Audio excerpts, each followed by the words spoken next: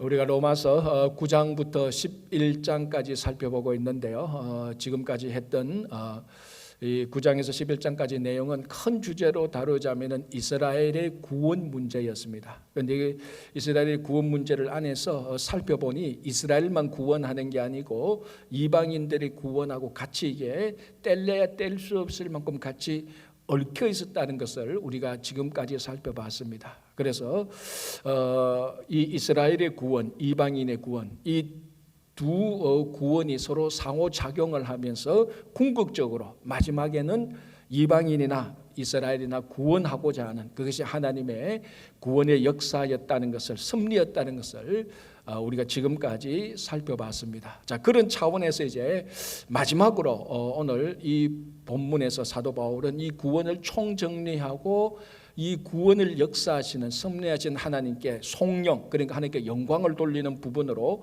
로마서 11장이 끝이 납니다. 자, 한번 살펴보겠습니다. 28절을 먼저 보겠습니다. 복음으로 하면 그들이 너희로 말미암아 원수된 자요, 택하심으로 하면 조상들로 말미암아 사랑을 입은 자라. 자, 이건 누구를 가리키는 말입니까? 누구에게 하는 말입니까? 유대인 이스라엘 사람들이죠. 자, 이 28절을 순서를 바꾸어서 읽으면 이렇게 됩니다. 택하심으로 하면 조상들로 말미암아 사랑을 입은 자인데 복음으로 하면 그들이 원수된 자다. 이 이스라엘이죠. 그러니까 택하심으로 하면은 하나님께 사랑을 받았다. 이게 즉 조상들의 언약을 말하는 겁니다. 아브라함 때부터 있었던 언약, 이 언약으로 말미암아서 그 후손들이, 이스라엘 그 사람들이 하나님께 택함을 받고 사랑을 받았습니다. 그런데 신약에 와서 이 이스라엘 사람들이 복음을 거절하고 예수님을 십자가에 처형함으로 말미암아 복음과 원수가 되었습니다. 그래서 신약에 들어오면서 이스라엘 사람들이 구원에서 탈락되고 이제 그 참감람나무, 돌감람나무 그 비유처럼 구원에서 탈락되니까 그 자리에 돌감람나무인 이방인이 접붙임이 되어서 구원을 얻게 되는 그런 상황을 얘기합니다. 자, 그럼 쉽게 간단하게 이렇게 딱 정리하면 구약에서 구원받은 이스라엘 백성들이 신약에 와서 구원을 못 받는다는 겁니다. 물론 마지막에는 종국적으로는 또 하나님께서 많은 이스라엘을 구원하지만 지금 바울이 로마서를 기록하고 있는 이 당시에 구약에서 택하심으로 받았던 택하심으로 사랑받았던 이스라엘이 신약에 와서 복음을 거절해서 복음의 원수된 사람입니다. 그래서 지금 구원에서 막 탈락되고 있는 겁니다. 자, 그럼 우리가 이런 질문이 생기지 않습니까? 아이고, 하나님이 그 잘못하셨네. 아이고, 하나님이 이 아브라함을 선택해서 이스라엘을 만들어 가지고 구약에는 구원받는 데까지는 괜찮다 손치더라도 이 신약에서 이 사람들이 결국 다 복음을 거절하고 예수님을 거절하고 하나님의 아들 독생자도 거절하고 이 이스라엘이 지금 하나님을 배신하고 아이고, 하나님 이거 잘못하셨네. 하나님 이거 참 실수하셨네. 하나님이 후회하지 않을까? 이런 질문이 생깁니다. 지금 구약에서 실컷 하나님의 사랑을 받도록 해놓으니까 복음의 원수가 되어버렸단 말이죠. 그런데 하나님께서 이 잘못하셨네라고 이렇게 우리가 판단할 수 있거나 질문을 할 수 있습니다. 자, 여기에 대한 답변이 29절에 나오죠. 하나님의 은사와 부르심에는 후회하심이 없느니라. 답변이 뭡니까? 이거 하나님 잘못하셨네. 하나님 후회되지 않으세요? 지금 이스라엘이 복음의 원수 됐는데 하나님 뭐라고 말합니까? 나의 은사와 부르심에는 후회가 없다라고 말합니다. 자, 여기서 이제 은사는 뭐냐 하면은 하나님께서 우리에게 사역을 하도록 주신 달란트, 그걸 말하는 게 아닙니다. 뭐 병 고치는 은사나 방언하는 은사나 예언하는 은사나 뭐 우리 옛날에 말했던 뭐 투시하는 은사나 그런 은사가 아니고 구원의 은사입니다. 즉 하나님의 양자되는 것과 하나님의 언약에 참여하고 하나님의 영광에 참여하는 그런 은사입니다. 그러니까 쉽게 말하면 구원의 은사고, 은사와 부르심, 이 부르심에도 하나님께서 사역을 하기 위해서 그 사역에 부르신 이런 부르심이 아니고 구원의 부르심입니다. 구원의 부르심. 그러니까 하나님의 은사와 부르심에는 후회가 없다. 이 말을 한마디로 말하면은 하나님께서 구원하시도록 작정한 사람들, 하나님의 구원의 역사에는 후회하심이 없다라고 이렇게 얘기를 하는 겁니다. 자, 한 구절 더 볼게요. 30절 보겠습니다. 너희가 전에는 하나님께 순종하지 아니하더니 이스라엘이 순종하지 아니함으로 이제 긍휼을 입었는지라. 자, 30절은 누구를 말하는 겁니까? 이방인들이죠. 너희가 전에는 하나님께 순종하지 않았더니 구약 시대 때 순종하지 않았단 말이죠. 그런데 이스라엘이 순종하지 않으므로 신약에 이스라엘이 순종하지 않으니까 이스라엘이 그 구원에서 탈락되니까 창감나무 돌감나무 비유처럼 그 비유처럼 창감나무 가지가 떨어지니까 그 자리에 돌감나무 이방인이 접붙임된 것처럼, 그러니까 구약에서 순종하지 않았던 이방인들이 신약에 와서 이스라엘이 불순종함으로 이방인들이 구원을 얻게 됐다. 그거를 얘기하는 겁니다.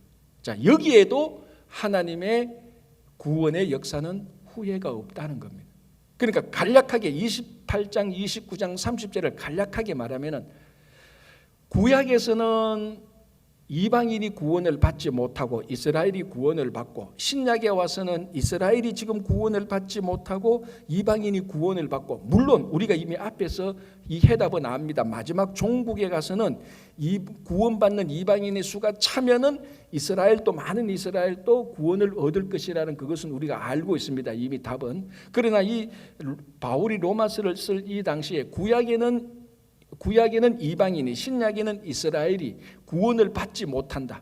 그럼에도 불구하고 하나님의 구원의 역사에는 후회하심이 없다. 왜? 마지막에는 다 구원을 받을 것이니까. 자, 여기서 후회하심이 없다는 말은 철회하지 않는다는 겁니다. 더 원본적인 뜻은, 그러니까 하나님께서 이방인을 선택하셨고 이스라엘을 선택하시고 이들을 불러서 구원하겠다는 이 하나님의 구원의 역사는 결코 철회되지 않는다라는 것을 얘기하는 거예요. 그러니까 순간순간적으로 일시적으로 구약에는, 신약 때는, 그때는 이방인이 이스라엘이 막 서로서로 얽혀가면서 구원을 받고 못 받고 하는 그런 일시적인 현상들이 일어나서 하나님 이 시대에는 저렇고 저 시대에는 이렇고 해서 하나님이 구원이 뭔가 좀 이상하지 않습니까? 라고 말해도 하나님은 아니야, 하나님의 구원의 역사는 철회되지 않아. 그게 맞아. 끝까지 맞아. 그래서 우리는 앞에서 마지막에는 이방인과 이스라엘이 다 구원 얻는다는 것을 우리가 알고 있습니다. 그래서 하나님의 구원의 섭리는 철회되지 않습니다. 바뀌어지지 않는 겁니다. 자, 여러분 야곱을 한번 보십시오. 하나님께서는 리브가의 태에서부터 야곱과 에서가 잉태된 순간부터 하나님께서는 야곱을 구원으로 부르셨습니다. 에서는 선택하지 않았습니다. 야곱을 구원으로 부르셨는데 야곱의 인생을 보면은 참 이 후회할 일을 많이 한단 말이죠. 형도 속이고 아버지도 속이고, 그리고 나중에 자기가 이 야곱의 아버지가 되어서는 요셉을 편애해가지고, 사실 자기 아들들이 요셉을 편애하는 그것이 하나의 출발점이 되어서 자기 아들들이 찢고 뽑고 싸우고 막 죽이는 데까지 시기하게 되는 그런 일을 하고, 그리고 뭡니까? 세겜에서는 자기 야곱의 두 아들 시몬과 레위가 세겜 족속의 남자들을 다 멸살함으로 말미암아 그게 거꾸로 후폭풍이 되어서 자기 가족이 다 죽게 되는 일부 직전까지 가게 되는, 아니 하나님께서 선택하신 야곱의 인생치고는 허점이 너무 많단 말이죠. 자, 그런데 우리가 창세기 읽어보면 그때 허점이 생길 때마다, 야곱이 잘못했을 때마다 하나님께서 야곱을 선택한 것을 철회했습니까? 철회하지 않습니다. 하나님께서 후회하지 않습니다. 계속 야곱을 붙들고 있습니다. 자, 우리가 더 쉬운 얘기를 한번 볼까요? 예수님께서 베드로를 예수님의 제자로 선택하셨습니다. 그 3년 동안 베드로가 얼마나 경솔한 열정을 드러냈습니까? 자기는 잘한다고 말하지만 우리가 복음서를 통해서 보면 참 경솔한, 그리고 우리가 너무나 잘 알듯이 3번이나 예수님을 부인하고 마지막에는 저주까지 했습니다. 이런 제자 같으면 정말 일찌감치 내가 이 제자 잘못 선택했구나, 뭐 이런 제자가 수제자라고 아이고 잘못 선택했구나라고 후회할 수 있습니다. 그럼 여러분 복음서를 보십시오. 베드로가 경솔함을 드러낼 때마다, 그리고 잘못할 때마다 예수님께서 권면은 했지, 예수님께서 베드로를 제자로 선택한 것을 철회하거나 후회하지 않았습니다. 오히려 부활하신 예수님께서 베드로를 따로 만나서 네가 나를 사랑하느냐고 더 가까이 챙겨주셨지. 자, 왜 우리가 이렇게 판단해보고 보면 분명히 후회할 일이 있었단 말이죠. 이거 철회해도 된다는 말이죠. 그런데도 하나님의 은사와 부르심, 하나님의 구원의 역사하면 한 번도 철회하거나 후회함이 없습니다. 왜 그럴까요? 자, 30절 끝부분, 31절 끝부분, 32절 끝부분을 보겠습니다. 이전부터 구원함을 받는 걸 얘기하는 건데 30절 끝부분에 이제 긍휼을 입었는지라. 31절 끝부분 그들도 긍휼을 얻게 하려 하심이라. 32절 끝부분 긍휼을 베풀려 하심이로다. 자, 30, 31, 30 전부 다 이방인과 구원의 이 상호작용에 의해서 막 얽혀서 구원을 얻게 되는 그걸 말하는 겁니다. 근데 이방인이든 이스라엘이든 구원은 뭐로 얻었다고 지금 얘기하고 있습니까? 하나님의 긍휼하심. 왜 하나님이 야곱이나 왜 예수님께서 베드로를 선택해 놓고 한 번도 후회하지 않고 그들이 엇길러 가고 실망하는 모습이 드러내도 그들을 철회하지 않는 이유가 무엇인 줄 아십니까? 긍휼로 그들을 부르고 긍휼하심으로 그들을 선택하셨기 때문입니다. 계산으로 선택한 게 아니라는 겁니다. 내가 이 제자 잘 길러가지고 나중에 잘 써먹겠다, 그런 투자 목적이나 계산으로 선택한 게 아니기 때문에 순수한 긍휼, 하나님의 순수한 그 자비하심, 하나님의 순수한 사랑으로 선택하고 불렀기 때문에 거기에는 후회가 없습니다. 철회하지 않습니다. 하나님의 긍휼로, 하나님께서 긍휼로 사역하신 모든 것에는 후회가 없습니다. 왜? 거기에는 손해를 따지지 않으니까. 왜 우리가 어떤 일을 선택해 놓고 나중에 내가 그걸 그때 그렇게 하는 게 아니었는데라고 왜 후회합니까? 거기는 긍휼로 선택한 게 아니기 때문에 그렇습니다. 투자 목적으로, 이익으로, 그리고 어떤 계산으로 선택했는데 나중에 결과를 보니까 내가 기대한 것만큼 안 되는 거 후회하고 땅을 치는 겁니다. 그러니까 그런 것은 아랑곳하지 않고 오직 긍휼로 선택했을 때는 어떤 기대가 일어나도 어떤 결과가 일어나도 거기는 후회도 없고 내가 그때 그렇게 했었어야 되는 걸 나는 그런 철회하는 마음이 없는 겁니다. 자, 예수님께서 우리 누가복음 보면 예수님께서 율법 교사에게 선한 사마리아인의 비유를 하셨습니다. 그럼 우리 너무나 잘 아는 거 아닙니까? 예루살렘에서 여리고로 가던 한 사람이 강도 만나서 거의 죽게 되었습니다. 제사장이 지나갔습니다. 레위인이 그냥 다 지나갔습니다. 이들이 사실을 돌봐야 됐음에도 불구하고. 근데 사마리아 사람이 가다가 강도 만난 사람을 가서 다 돌보아줍니다. 챙겨주고 약도 발라주고 자기가 바쁜 가운데서. 근데 자기가 지금 너무 바빠서 그 자리를 떠나야 되기 때문에 이 강도 만난 자를 여간에 가서 여간집 주인에게 이 사람 좀 잘 돌보아 주십시오. 내가 다시 올 텐데 다시 올 때 잘 돌봐준 그 값을 다 지불하겠습니다. 자, 이게 예수님께서 말씀하신 선한 사마리아인의 비유인데, 이렇게 비유하시고 예수님께서 율법 교사에게 묻습니다. 누가 이 강도 만난 자의 이웃이냐? 자, 율법 교사가 뭐라고 대답합니까? 아니죠. 뭐라고 대답합니까? 자비를 베푼 자입니다라고 말했습니다. 자비를 베푼. 그 사람이 누굽니까? 사마리아 사람이죠. 대답은 자비를 베푼 사람입니다. 요 자비가 오늘 하나님께서 이방인과 이스라엘을 구원한 동기가 되는 긍휼이라는 말하고 똑같은 헬라어입니다. 그 말을 듣던 율법 교사는 사마리아 사람이 강도 만난 사람을 자비로 도와줬다는 거예요. 긍휼하심으로. 자, 그러면 이 사마리아 사람이 나중에 강도 만난 자가 나중에 자기한테 와서 인사도 안 하고 자기를 알아보는 척도 안 한다고 해서 이 사마리아 사람이 내가 그 사람 괜히 도와줬네. 도와줄 걸 안 했어야 되는데 내가 하나도 이익도 없고 내가 시간도 내고 돈도 냈는데 그렇게 후회할 것입니까? 절대로 그렇지 않습니다. 왜? 그 강도 만난 자를 도와준 것은 순수한 하나님의 마음 자비로 했기 때문에 그렇습니다. 긍휼하심으로 했기 때문에. 그래서 이 로마서를 쓸 당시에 이방인이 구원을 얻고 이스라엘이 구원에서 떨어져 나가고 구약에서는 이스라엘 이방인이 구원을 얻지 못하고 하는 그런 모든 일들을 볼 때 그 순간순간적으로도 하나님은 일체 그 구원의 역사를 철회하거나 바꾸거나 그리고 포기하거나 후회하심이 없습니다. 왜?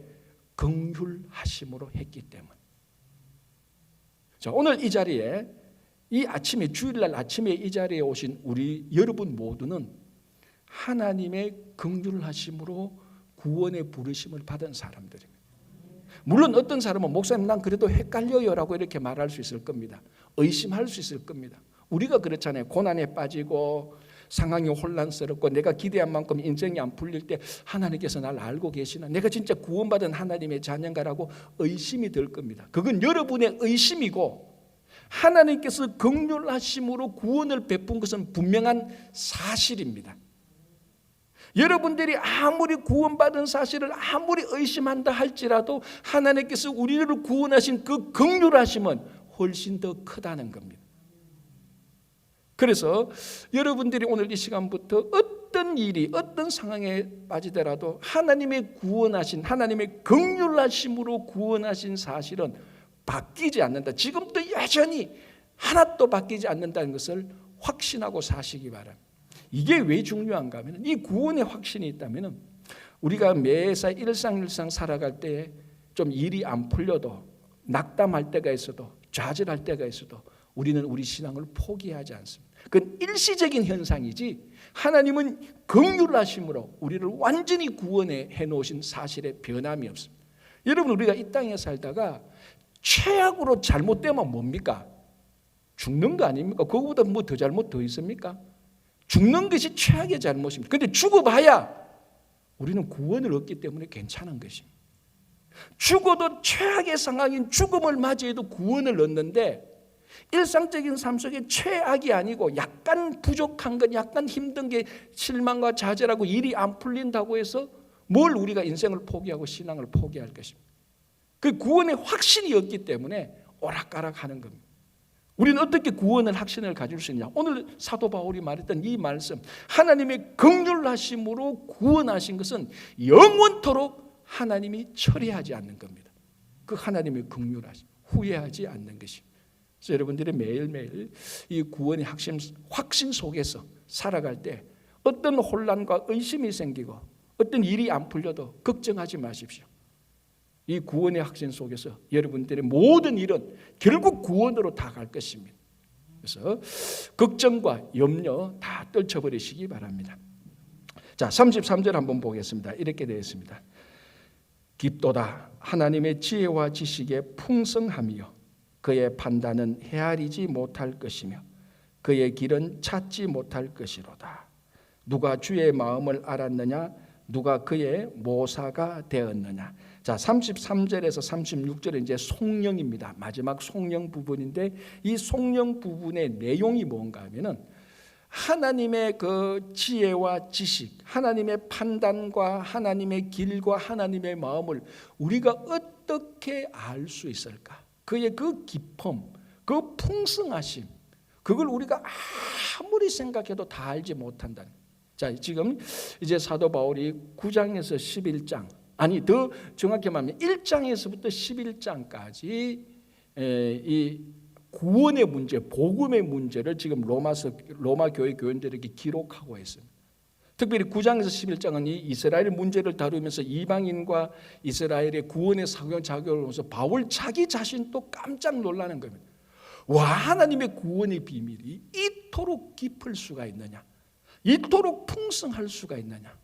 우리가 일시적으로 앞이 깜깜하고 아무것도 구원이 없다고 생각이 든다 할지라도 하나님의 깊음과 풍성함이 너무너무 우리가 말로 할 수 없을 정도로 너무너무 무한하기 때문에 우리가 어떻게 그 하나님의 구원의 비밀을, 그 구원의 진리를, 깊이를 다 이해할 수 있을까라고 하나님에게 한마디로 말하면 하나님의 그 깊음과 풍성함에 감탄을 쏟아내는 것입니다.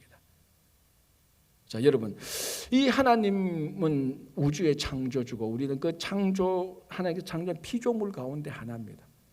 피조물이 하나님의 그 창조의 위대함을 경험할 때마다 이 사도 바울처럼 그 감탄이 쏟아 나오는 겁니다. 그러면서 와, 정말 하나님의 이 위대하심에 우리가 참 겸손해질 수밖에 없구나. 내가 하나님을 다 안다고 말을 하면서 내가 기도할 때 하나님 이런 상태에서는 이래야 되고 하나님 이번에는 이렇게 해주셔야 되고 얼마나 많이 우리가 교만하게 오만방자하게 하나님의 마음을 아는 것처럼 그리고 다른 사람들한테 말할 때도 하나님의 마음을 자기가 다 아는 것처럼 말을 하는 그런 교만함에서 좀 벗어날 수 있지 않을까 그런 생각이 됩니다. 여러분 이 성경에서 가장 지혜자 중에 지혜자, 의인 중에 의인인 한 사람이 누군가 하면 욥입니다. 욥. 우리가 욥 그러면은 고난 받은 사람이라고 생각하는데 욥은 고난 받기 이전에 최고의 의인 중에 의인이었고 그리고 지혜자 중에 지혜자였습니다. 그런데 이 욥이 고난을 당하지 않습니까? 우리 욥기 전번에 작년 재작년인가요? 우리 그 새벽 기도할 때 욥기를 좀 깊게 봤는데 욥이 잘못해서 고난 받습니까? 욥이 죄를 지어서 고난 받습니까? 아니에요. 우리 잘 알잖아요. 천상회의에서 하나님과 사탄이 내기하는 바람에 이 내기, 어떻게 보면은 우리말로 내기 희생물로 욥이 고난을 받아요. 욥이 잘못해서 고난 받지 않는다고요. 그러면 욥이 잘못이 없느냐? 아니요. 욥은 잘못해서 고난을 받은 것은 아니었지만 고난 받는 가운데에서 하나님께 잘못을 합니다. 고난 받는 가운데 하나님이 오랫동안 침묵하니까 그 침묵하는 기간, 자기가 고난 받는 기간 동안에 하나님께 대해서 원망하고 불평했던 그 잘못은 합니다. 그래서 나중에 하나님께 책망을 받죠. 자, 그때 이 고난 가운데 욥이 잘못했던 내용들이 이제 우리 욥기서를 보면 틈틈이 나오는데요. 욥기 10장을 보면은 10장 3절에 욥이 이렇게 말합니다. 주께서 주의 손으로 지으신 것을 학대하시며 멸시하시고 악인에게 빛을 비추시기를 선히 여기시나이까. 지금 자기가 고난받는 것을 학대하고 하나님이 자기를 학대한다. 하나님이 자기를 멸시한다. 하나님이 이걸 선하게 지금 여기고 있는 것 아닙니까? 이런 말입니다. 하나님이 침묵 가운데 있으니까 욥이 하나님 나를 지금 학대하는 거 아니에요? 이렇게 말을 하고 또 8절을 보면은 주의 손으로 나를 빚으셨으며 만드셨는데 이제 나를 멸하시나이다. 자, 지금 욥은 하나님이 자기를 멸망시키려고 고난을 줬다고 생각하고 자기를 학대하고 멸시하느라고 고난을 줬다고 생각하고 불평을 합니다. 진짜 하나님이 그런 마음으로 욥에게 고난을 준 겁니까? 아니잖아요. 욥이 누굽니까? 제가 아까 말씀드린 것처럼 지혜자 중에 지혜자 욥인데도 욥조차도 하나님의 마음을 헤아리고 있습니까? 못 헤아리고 있습니까? 못 헤아리고 있어요. 그래서 우리 욥기 38장에 보면은 하나님의 침묵의 기간이 끝나고 나오자마자 첫 마디가 뭡니까? 욥기 38장에 내가 땅에 기초를 놓을 때 너가 어디 있었느냐? 하나님의 첫 마디가 말합니다. 내가 땅에 기초를 놓을 때 네가 내가 너를 학대하고 멸시하고 너를 망하게 하려고 했다고 그렇게 나를 아는 것처럼 내 마음을 아는 것처럼 욥 네가 말을 했는데 내가 하나 물어보겠다. 욥, 내가 이 우주를 창조할 때 너 어디 있었냐는 겁니다. 있기는 뭐 있었어요? 아직까지 하나도 없었는데. 그럼 하나님은 천지를 창조할 때 너는 존재하지도 않았는데 네가 어떻게 천지를 창조한 하나님의 마음을 안다고 마음대로 학대하고 멸시하고 무시한다고 말할 수 있느냐라고 하나님께서 욥을 책망하는 거예요. 그리고 욥기 38장 31절 32절을 보면 재밌는 부분인데요. 이렇게 되어 있습니다. 너가 묘성을 떼어 묶을 수 있으며 삼성의 띠를 풀 수 있겠느냐. 여기 삼성이 나오네요. 이 하늘의 별이죠, 그죠? 내가 묘성을 떼어 묶을 수 있으며 삼성의 띠를 풀 수 있겠느냐. 너는 별자리들을 각각 제때에 이끌어낼 수 있느냐. 하늘의 별을 보라. 하나님은 이 하늘에 있는 별을 우주 전체를 자유자재로 운행하시는데 너는 뭐하냐? 욥이 할 수 있는 건 뭡니까? 그냥 하늘의 별 하나 볼 뿐이죠. 자, 지혜자 중에 지혜자인 이 욥조차도 우주의 창조자인 하나님의 마음을 헤아리지 못했습니다. 우리는 어떻게 했습니까? 그런데도 우리가 마치 좀 우리가 기도하고 말씀 좀 안다고 해서 하나님의 마음을 아는 것처럼 오만방자할 때 오늘 이 말씀을 보면서 참 겸손해야 되는 거예요. 저희 아버님은 핸디맨입니다. 손으로 참 잘 만드셔요. 아버지가 잘 만드는 거 제가 집에서 안 했죠. 그러니까 저는 not 핸디맨입니다. 저는 만드는 거 싫기도 하고 왜 어릴 때부터 아버지가 워낙 잘 만드시니까 제가 만들어내면 아버지께서 다시 만드니까 안 했죠. 그게 버릇이 되고 아직까지도 안 하고 있어요. 자, 어쨌든 제 기억에 초등학교 1, 2학년 한 8, 9살 때 아버님께서 요런 한 요 정도 어항 크기의 투명한 플라스틱인지 유리인지 모르겠지만 그 박스에다가 집 모형을 하나 만드셨어요. 왜 만드신지는 모르겠어요. 아마 시간이 남아서 또 손재주가 있으니까 모형을 만드신 것 같아요. 지금 제 기억에도 어린 마음에 너무너무 잘 만들어서 와, 우리 아버지 진짜 위대한 아버지다. 어떻게 이렇게 잘 만들어서?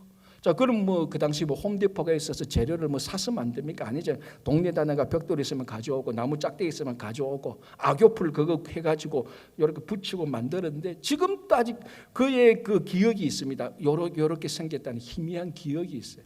너무너무 잘 만들었어요, 모형을. 지금 아버지 자랑하는 게 아니에요. 그리고 아버지가 다 만드시더면 저를 보더니 야, 서가 너 저 밖에 나서 지푸라기 한 몇 개 가져오래.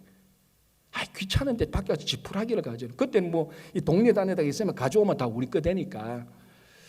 그런데 제가 보니까 이 조형을 집 모형을 다 완벽하게 만들었는데 가져오래. 이거 좀 더 써야 되겠대. 아이, 괜찮은데 하니까 가져와. 가서 동네 한 바퀴 삑 돌면서 지푸라기 몇 개를 가져왔어요. 그런데 아버님께서 그 지푸라기 몇 개를 가지고 그 집 모형의 마루에 모자가 있었는데 어머니와 아들이 있었는데 그 위에 지푸라기를 살짝 올리시더라고, 기억에. 그러니까 제 눈에도 그 지푸라기를 어머니와 아들 위에 살짝 올리니까 포근한 이불이 되는 거예요. 완벽한 거예요, 제 기억에. 그때 제가 느꼈는 게 참 이 만드는 아버지의 마음을 내가 참 몰랐구나라는 그런 생각이 들었어요.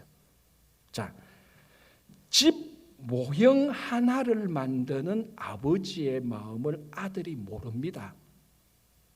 그러면은 우주 창조를 하신 하나님의 마음을 우리가 알 수 있을까요? 여러분, 2003년도에 그 허블 망원경으로 우주의 한 단면의 사진을 찍었습니다. 한 단면이에요.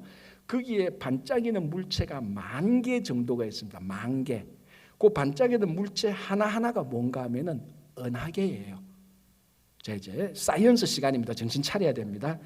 은하계는 뭡니까? 태양계들이 많이 들어가 있는 게 은하계입니다. 그 은하계 하나에 지구와 같은 항성이 100만 개에서 1조 개까지 있답니다. 은하계 하나에 최대한 제일 작은 은하계를 보면 100만 개, 지구와 같은 별이 100만 개 있대요. 큰 은하계는 지구와 같은 별이 1조 있대요. 1조. 그러면은 그 단면의 사진에 반짝이는 물체 10,000개가 은하계인데 이게 100만 개에서 1조 개의 은하계 10,000개가 있다는 겁니다. 계산이 벌써 안 되는 거예요. 그죠? 벌써 얼마나 큰지 모릅니다. 자, 더 크게 놀라운 것은 그 한 단면을 찍었지 않습니까? 10,000개의 은하계가 있는 거. 그러면은 우주 전체의 사진을 찍으려면은 그 당시 나사 연구원이 말했던 기억이 하면은 이런 단면의 사진, 은하계 10,000개가 있는 단면의 사진을 앞으로 100만 년 동안 더 찍어야 우주가 된대요. 모르니까 멘붕이 안 오는 거예요. 지금 알면 멘붕이 와야 되는데 모르니 너무 크니까 뭐 멘붕 뭐 모르는 게 그게 뭐예요? 그래서 뭐 여러분 상상해 보십시오. 100만 개 있는 최소입니다. 최소 100만 개 있는 항성을 10,000개 가진 게 은하계 하나인데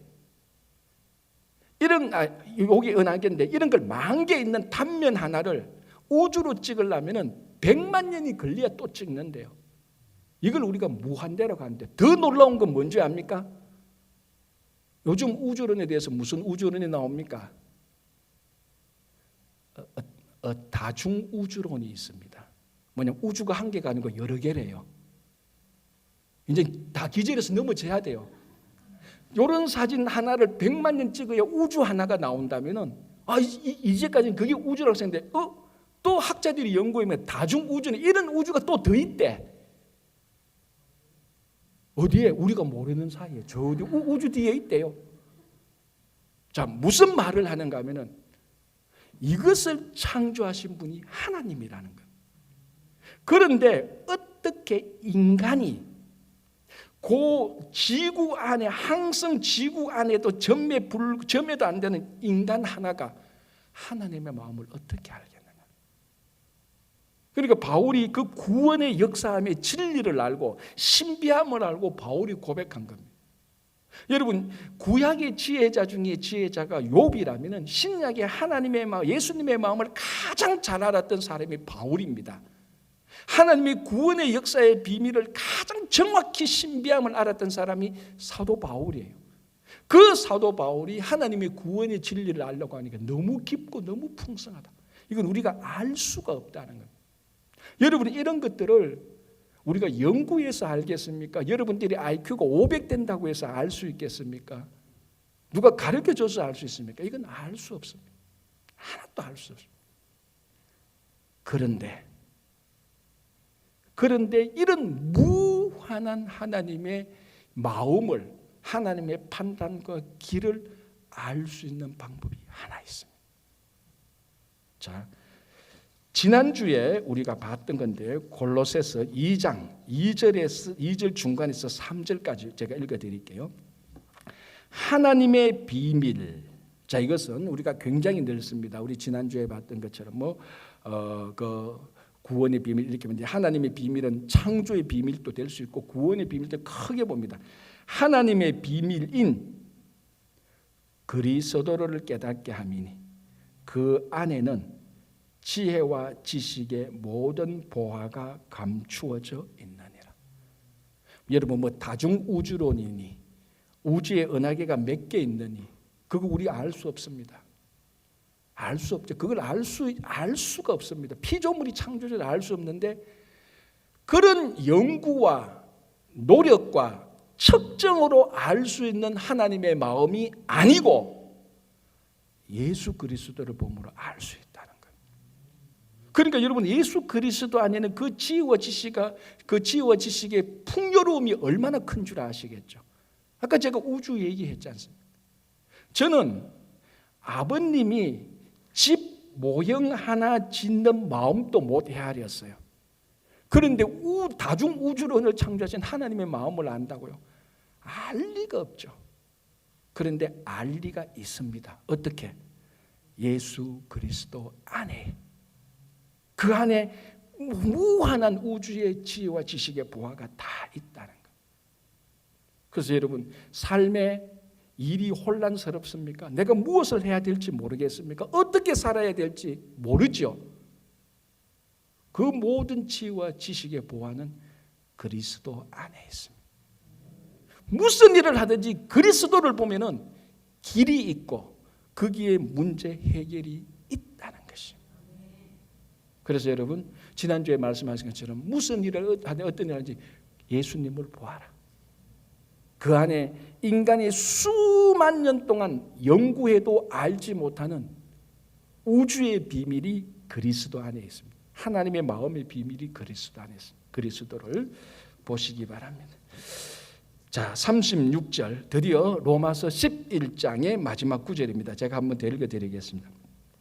이는 만물이 주에게서 나오고 주로 말미암고 주에게로 돌아감이라. 그에게 영광이 세세에 있을지어다. 아멘. 자, 로마서는 16장까지 있는데 1장에서 11장이 전반부, 12장부터 16장까지 후반부, 딱 이렇게 명확히 딱 나누어집니다. 읽어보면. 그러면 1장에서 11장까지는 뭐냐? 쉽게 말하면 신앙의 교리 내용이 있습니다. 더 정확히 말하면 복음, 구원, 예수 그리스도, 율법, 이스라엘의 문제, 이런 신앙의 우리 말이 말하는 교리 내용, 신앙의 콘텐츠 내용들을 바울이 다 기록했고 12장부터는 이 교리 내용에 근거해서 우리가 어떻게 성도로서 살아야 되느냐, 어떻게 행해야 되는가를 이제 바울이 다 권면합니다. 그래서 오늘 우리가 보는 11장 마지막 부분은 로마서 전반부가 끝나는 부분입니다. 다시 말하면 이제 사도 바울이 신앙에 대한 교리 내용을 로마 교회 교인들에게 다 마친. 그래서 1장 1절부터 자기가 예수 그리스도의 종된 것부터 쭉 기록하고 11장까지 교리를 딱 마치니까 자동적으로 자연스럽게 뭐가 나옵니까? 하나님께 영광이 나타나는 거예요.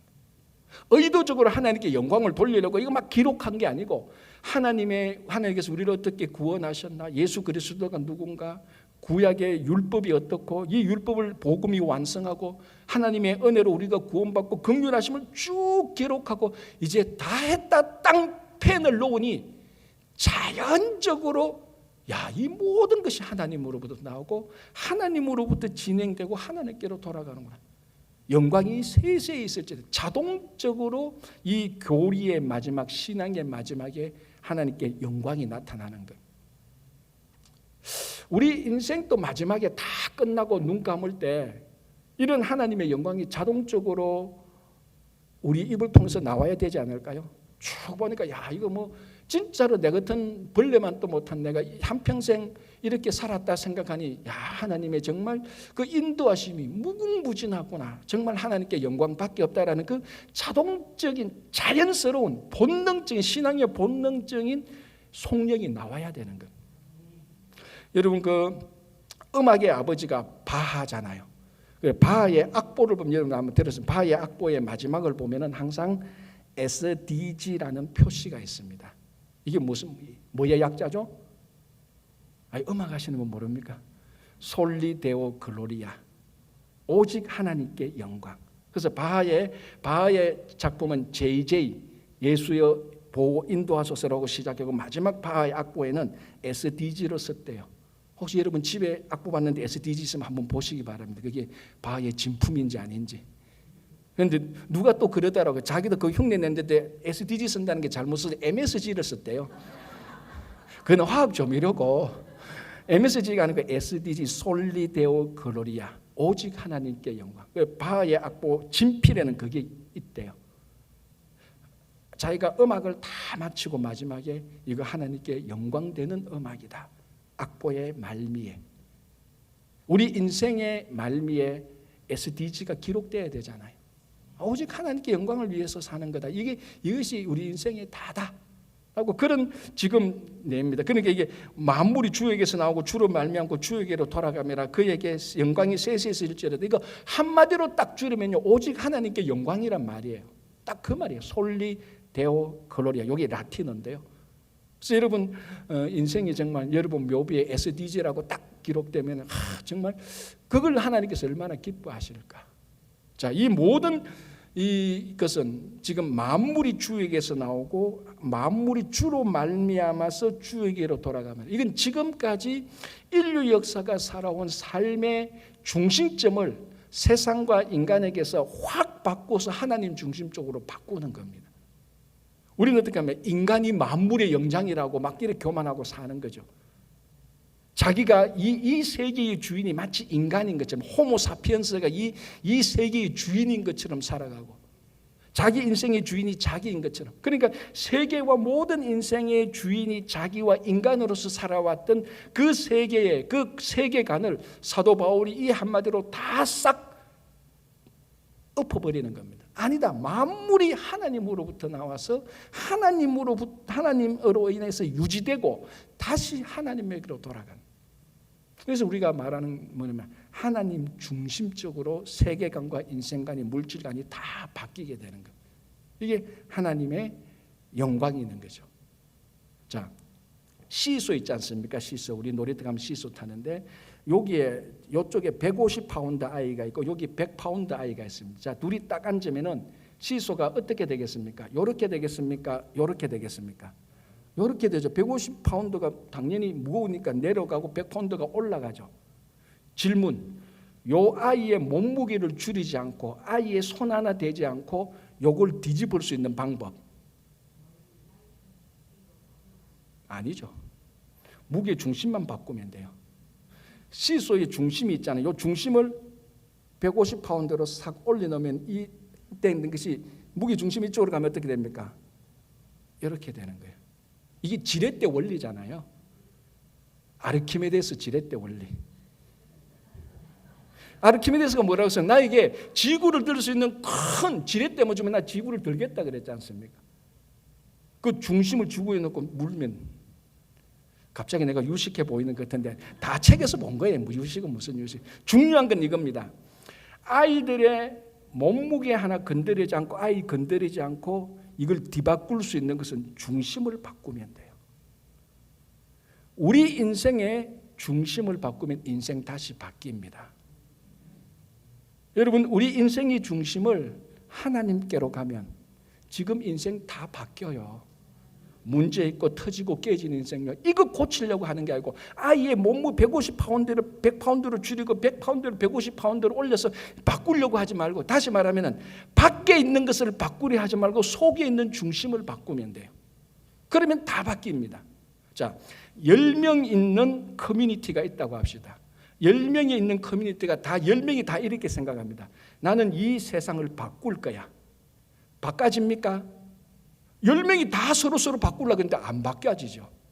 그런데 10명이 내가 바뀔 거야. 그럼 10명이 다 바뀌면 세상은 자동적으로 다 바뀝니다. 우리가 늘 그렇지 않습니까? 제발 네가 세상 바꾸려고 하지 마. 네만 바뀌면 세상은 바뀌어. 그렇잖아요. 내만 바뀌면 세상 바뀌어요. 내 인생의 중심이 하나님 중심으로 되면 지금 인생 여러분, 제가 확실하게 책임집니다. 여러분 인생 분명히 바뀝니다. 중심을 바꾸십시오. 오늘 사도 바울이 말하는 것처럼 세계관과 인생관과 물질의 중심을 하나님 중심으로 바꾸십시오. 100% SDG가 될 겁니다. 하나님께 영광이 되는 삶입니다. 그 중심을 안 바꾸고 세상만 바꾸려고 하니까 힘들고 깨지고 바꾸기는커녕 더 망치는 것 아닙니까? 내 중심만 하나님 중심으로 바뀌면 다 바뀝니다. 이게 하나님께 영광이고, 이게 오늘 사도 바울이 말했던 모든 신앙의 진리를 깨닫고 고백했던 것, 바로 그 내용입니다. 그래서 여러분 인생이 오직 하나님께 영광이 되는 하나님 중심적인 삶이 되기를 바랍니다. 기도하겠습니다.